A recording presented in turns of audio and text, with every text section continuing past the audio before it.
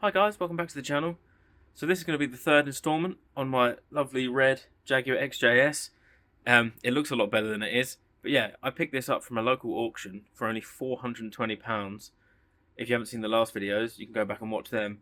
It was pretty rough, it still is pretty rough. I haven't really done a lot of work to it, just got it running, got it driving, and just had a really good look over it. I've done loads of electronic work on it, but that's just standard with these cars. But yeah, in the last video, managed to get it driving, polished it up, and the paintwork's come back okay, but this thing has got quite a lot of rust all over it in places, so it really does need quite a lot of restoration, but I think the underneath is fairly solid.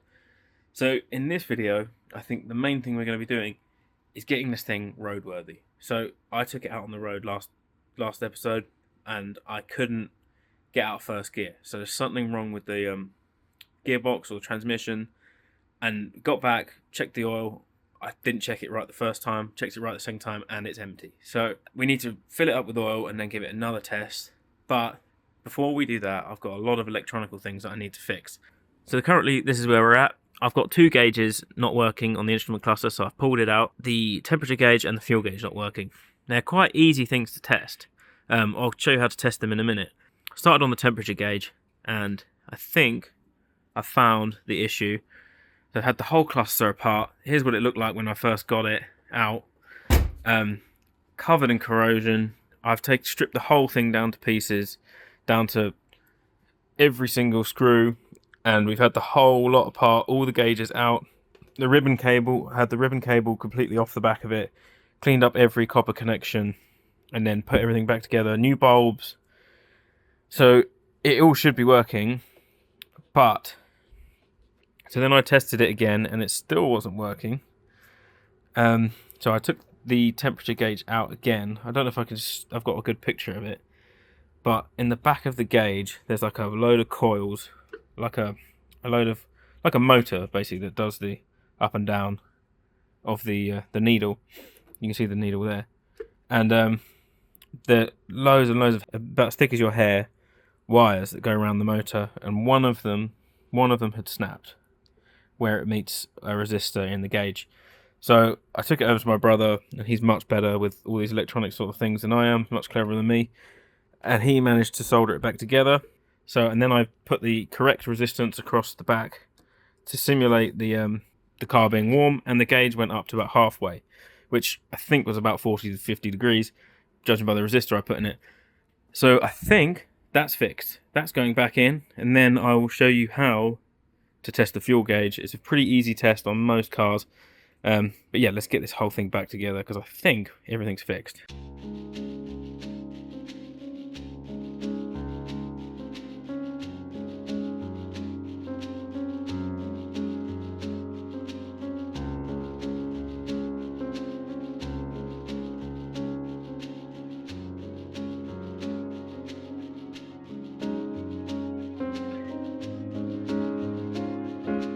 Alright, that's most of the dashboard back together. It's a bit dark in here. I haven't put back in this walnut piece because it's completely cracked and needs redone. But yeah, it's all back together. So I'm going to show you how to test the fuel gauge. So my fuel gauge isn't working currently. So here's a quick way to test it on most cars. You need to find your fuel tank, and in this one it's just in the back here. Most of them are under the back seats or something. In this one, this is the sender for sending the reading of level to the gauge, and you should have usually two wires. This one has three, one for the light as well, but you take the wire that's going to the gauge and the wire that goes to earth. There'll always be those main two. You jump them together, and when you turn the ignition on, the gauge should rise straight to the top because it's simulating having a full tank basically. So with that connection jumped in the back, when I turn the ignition on, the fuel gauge should rise all the way to full. There you go. So that shows us that the fuel gauge is working. That means that this sender isn't working. Either the connections are too corroded, or what happens a lot in cars that sit for a while is it's like an arm with a float on it. And if they sit in the same place for a long time, the connections can corrode. I've ordered another one of those sender units. We'll be getting that in as soon as it arrives. Let's just turn this thing on and check that the temperature gauge works.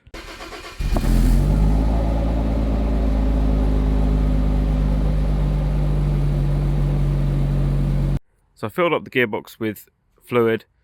Just been driving up and down here mainly, really up and down.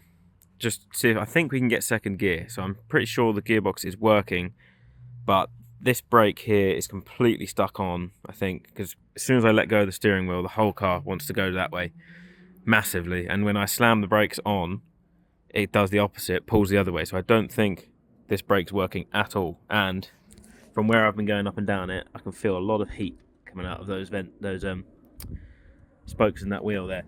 So pretty sure that brake is stuck on, which is one thing, needs sorting. And I've got a lot of smoke coming out of here. If anyone knows what that could be. But yeah, this brake is really stopping us from going anywhere at the moment. So I'm going to whip that wheel off and see how bad it is. Actually, I'm going to jack the whole front of the car up and get under it, because we haven't been under the front yet fully. So, and every time I hit a bump, I'm hitting something. It's probably this lip, to be fair. Something that doesn't sound very good. But yeah, we'll get the whole thing up in here and have a good look. See what's going on there. Oh, and as for the temperature gauge, the thing's probably still warm. So it should. Yeah. Seems to be working alright. I don't know how hot it is. I don't think it's that hot. We've got quite a lot of warning lights still on. Actually more now, because I've replaced all those bulbs in the in the dash. That one doesn't go off for some reason. I haven't got the handbrake one on. It was on, it's now not on. It looks like it is on the camera, but it isn't. That was working, now that isn't, since I've had the binnacle out. But that's progress. We're always making progress, that's the main thing. Okay, so in here should be our new fuel level sender. So as the fuel level rises, this little plastic piece floats, and as that goes up, so should the level on the fuel gauge. I'll plug it in just to make sure it works. Right, so that goes in there like that. As I lift that, the fuel level should go up, and you should see it happen on the gauge.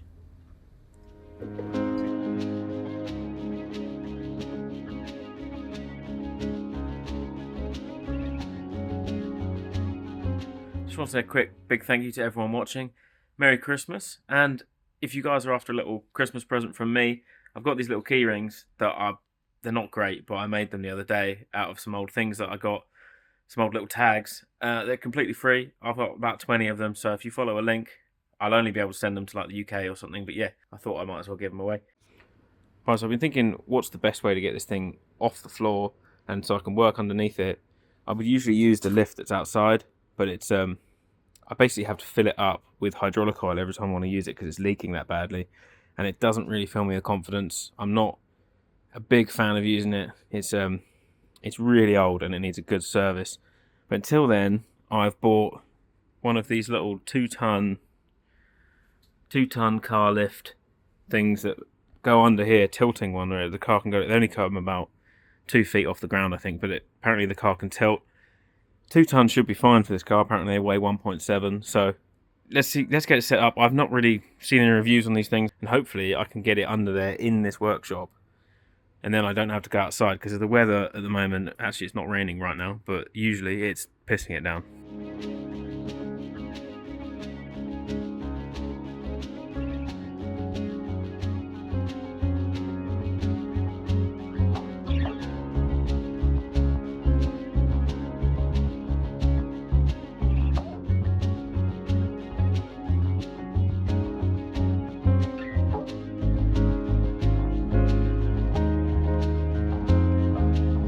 Right, so I think I've got it about halfway height. This is pretty high in here. I've got to shut the bonnet, or else I can't go much higher. But yeah, there's a lot of room under here. These things, these Jaguars have amazing weight distribution. I do need to move that back a little bit further to get it completely in the middle. But if I lean on here, I can pull the whole car forward, so I'm almost in the middle. There is no chance in hell I'm getting underneath this thing without some big axle stands under there. But yeah, let's see if we can get it a little bit higher. then I can start whipping this wheel off and see what's going on with these brakes. Alright, so I've got this as high as I think I would like it to go. It's pretty sketchy. I've got these massive axle stands under each sill as well. I think this is safe enough to get under. This car is very heavy. It's the only thing that scares me about this. Let's get this wheel off and see what's going on with the brakes. Alright, so a quick glance in here. Doesn't look too bad. There's someone's done a lot of work to this car before, because there's a lot of welding being done. This bit here's got quite a bit of rust on it. This little end of this bottom of this wing, but it's had a new sill and quite a lot of welding by the looks of things. It's pretty solid. Don't know if these are aftermarket shocks. They say gas adjust on them. I can't see where they adjust because they don't look adjustable to me. But unless it's at the bottom, no, it doesn't. Can't see anything. A lot of cobwebs in here. Gonna clean up this caliper, take it off, and let's see if the piston's moving it or if they're seized. I think a new caliper's about 60 quid, so it might be worth us just replacing it whilst we're in here. But yeah, let's get it off.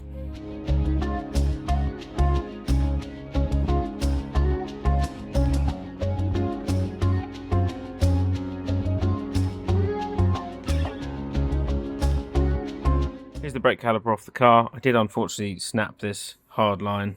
It was quite corroded on the end there. You can't really see it. Anyway, it was quite corroded on the end there, so it snapped. I'll make a new one of those. Very easy piece to make. But yeah, I think this is why it's not working. I can see better in here maybe. If you look at these rubbers, completely perished, which means water's probably been getting in there, into these pistons. And they're basically just seized up, and every time you push the brakes they seize up. So either I buy a new caliper, which I think was about 60 quid, I have to go double check, or I can get a rebuild kit for these. Let me just pop a piston out and see what sort of condition it's in. I should have done it whilst it was in the car actually. You know what, I think I'll just buy new calipers. Be easier, won't it? Whilst I'm there, probably order some new discs and pads as well, although my discs and pads do seem, they've got a lot of surface rust on them, but they're actually, there's no lip on them whatsoever. They've got a lot of life left in them. I feel like they must have gone on just before this thing got laid up. But yeah, let's sort that caliper out. Alright, so I've just ordered 2 new calipers, discs and pads, and the whole lot came to 200 quid, which is pretty cheap for all of that. Not sure this car's really worth it, but we've invested now, we're invested. A few moments later. Alright guys, I really should have checked inside this before I started doing this job. We have found a absolute huge issue, which has basically put a hold on everything. I'm sure you can see it better from inside the car. I've taken the airbox out so you can see it a bit better. But there is a huge amount of rust behind this shock tower. It's pretty bad. It looks like it's tried to be repaired before, and it's failed. It's just bloomed. No, I'm pretty sure that's someone's tried to weld that up before by the looks of things. It's extremely rusty. But yeah, that's a massive hole. Goes straight through. I think, unfortunately, I could probably repair most of this from the inside. I'll show you here.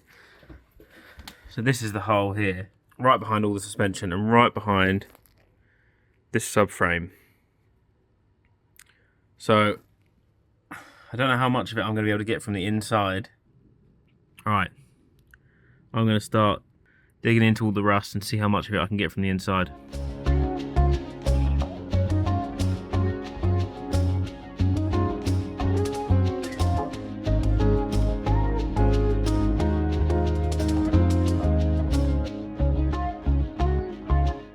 Right, so I've cut a lot of this out. I've put some underseal just in the cavity whilst I can get to it. But yeah, there's a big plate there that needs welded up, and then another one at the bottom, and then we need to weld up one on the back here. So it should be 3 in total. I need to clean up the bottom edge of that, square it up a bit. And that should be good. It should be better than what was there before. That looked like someone tried to repair it, but it just sort of only done one skin when it's a double sort of skin. piece. Luckily, it hasn't gone any further into that frame rail. I'm going to clean it up and then start cutting out some templates, and I think I should be able to get the welding torch in there to get that line. But a lot of it I can get from the other side, which is pretty good.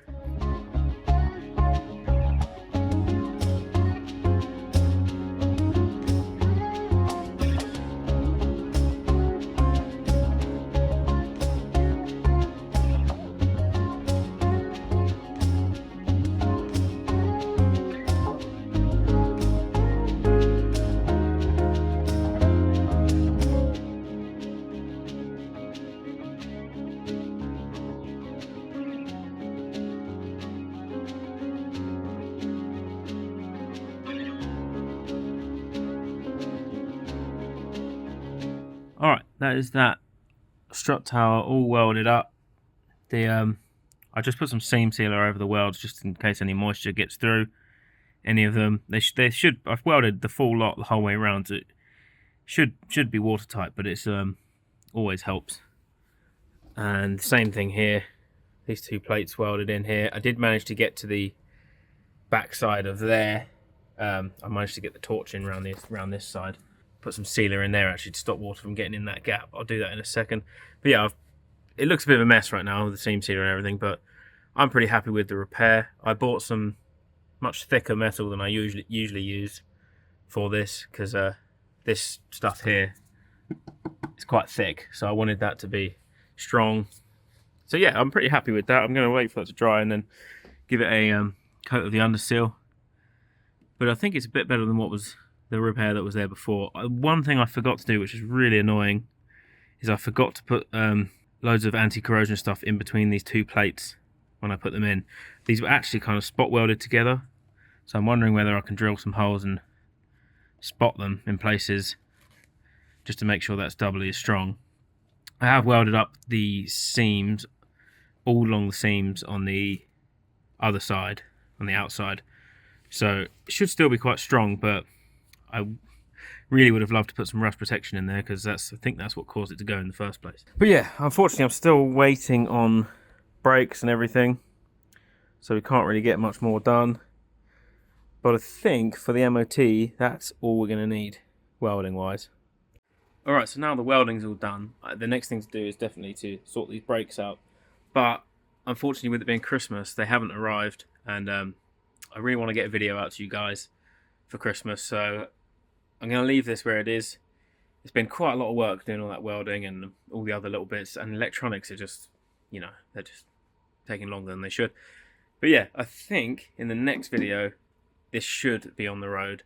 Fingers crossed. I still haven't taken it for a drive more than like 10 meters, honestly. It's annoying because I really want to drive this thing, but I think it should be okay. I've got all the plugs out at the moment and the rocker cover offs. I'm just giving it a bit of a service, just oil, filter. I'm going to do the gearbox oil and filter as well, and then we should be able to take this thing out on the road.